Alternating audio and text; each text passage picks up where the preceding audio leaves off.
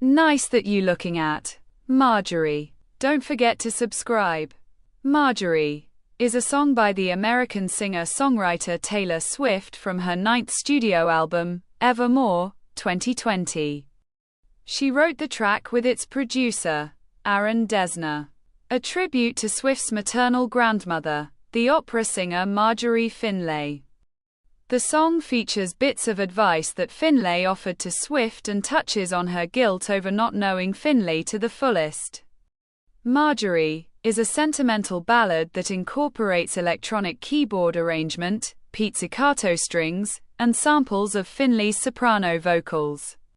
Music critics praised Marjorie for its production and intimate nature, considering it a highlight from Evermore and one of the best songs in Swift's discography. Commercially, the track peaked at number 66 on the Billboard Global 200 and reached the national charts of Australia, Canada, and the United States.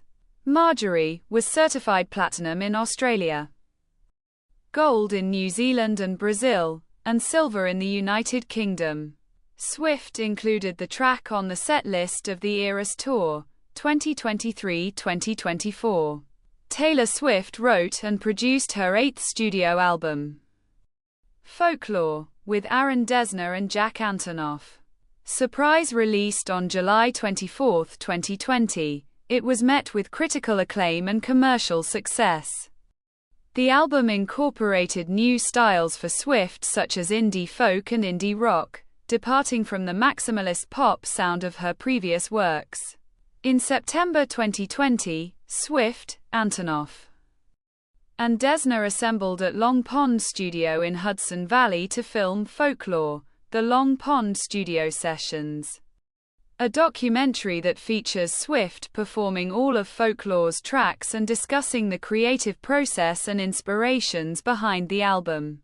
After filming, the three celebrated Folklore success and unexpectedly continued writing songs while staying at Long Pond. The result was Swift's 9th studio album, Evermore, which she described as a sister record to Folklore. Prior to its release, she mentioned that one of its songs would be about her maternal grandmother, Marjorie Finlay, who was an opera singer and inspired her to pursue a musical career.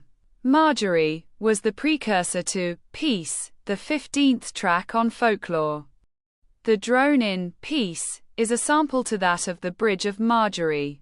The backing rhythm of Marjorie was composed using a lover's hi-hat generator, a software created by the producer Ryan Olson that takes any sound and splits it into identifiable samples, reorganizing the samples in randomized musical patterns.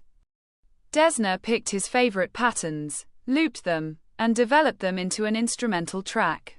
Swift wrote Marjorie with him and provided him with Finlay's old opera recordings. Dessner recorded Marjorie at Long Pond with Jonathan Lowe, who recorded Swift's vocals and mixed the track. Greg Calby and Steve Falone mastered it at Sterling Sound Studios in Edgewater, New Jersey. Dessner provided drum machine programming and played drone, synth bass, piano, and electric guitar, while his brother Bryce was the orchestrator for the violin, Yuki Numata Resnick, chord stick, Jason Truting, cello, Clarice Jensen, and Vermona Pulse, Justin McAllister. Truting and Brian Devendorf played percussion, and the latter additionally provided drum machine programming. Justin Vernon contributed background vocals, played Prophet X, and recorded his instrumentation at April Bass Studios in Fall Creek, Wisconsin. Marjorie is 4 minutes and 17 seconds long. It is a sentimental ballad that incorporates synthesizers, pizzicato strings, violin, and pulsing electronic keyboard arrangement. Rolling Stone's Rob Sheffield likened its composition to the music of Steve Reich and Terry Riley. Finlay's soprano background vocals appear in the outro and after the lyric, "And if I didn't know better, I'd think you were singing to me now." The lyrics of Marjorie are structured like chants, consisting of life lessons that Swift learned from Finlay. Never be so kind, you forget to be clever. Never be so clever, you forget to be kind. She says that she continues to be with her even after she died. What died didn't stay dead. You're alive in my head. And depicts the grief and guilt she felt after her death. I should have asked you questions. I should have asked you how to be. Marjorie is the 13th track on Evermore, which was surprise released on December 11, 2020. A lyric video was released alongside the song, featuring photos and video clips of Finlay. In one scene, she is seen at a colonial bungalow in Singapore, where the Finlay family lived in the 1960s. Getting into a Ford Galaxy car whose license plate is visible and has a distinctively Singaporean number. She is also seen playing piano with Swift, exploring ancient ruins, and wearing a Jackie O-style dress while boarding a plane. Swift included Marjorie in the set list of the Eras Tour, 2023-2024. Variety's Chris Willman and Teen Vogue's P. Claire Dodson picked the performance as one of the show's best moments. The latter added that it was unexpected owing to the song's personal and intimate nature. At the Atlanta concert on April 29, 2023, Swift's fans turned on their phone flashlights to honor Finlay, which became a common practice at subsequent shows. The Cincinnati Enquirer's David Wysong considered the tradition one of the show's highlights.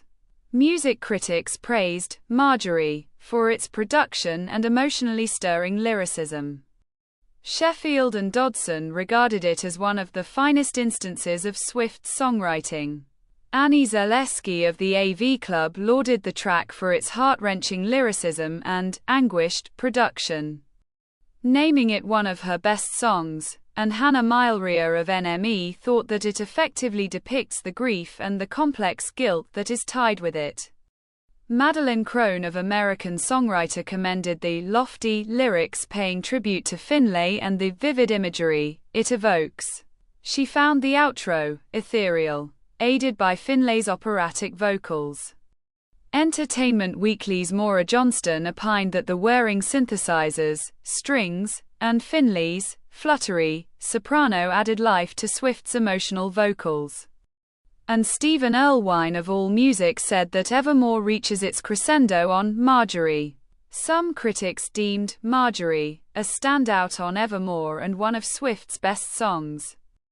Pace Ellen Johnson considered it one of the best songs in her discography and picked it as one of the songs that contributed to Evermore's serene intimacy.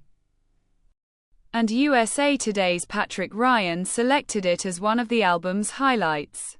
Rolling Stone's Claire Schaffer dubbed it the centerpiece of Evermore, a brilliant and devastating piece of songcraft, an instant classic in the Swift canon, and praised her skills in writing a eulogy.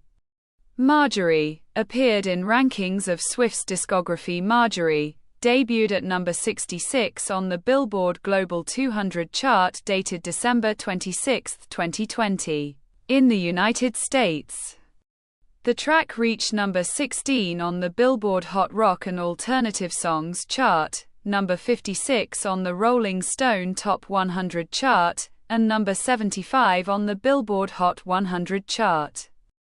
It peaked at number 48 in Canada and number 57 in Australia.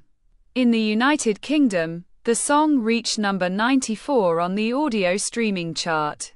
Marjorie was certified platinum in Australia, gold in New Zealand and Brazil, and silver in the United Kingdom. This is the end of the video. Don't forget to subscribe. See you next time. Bye.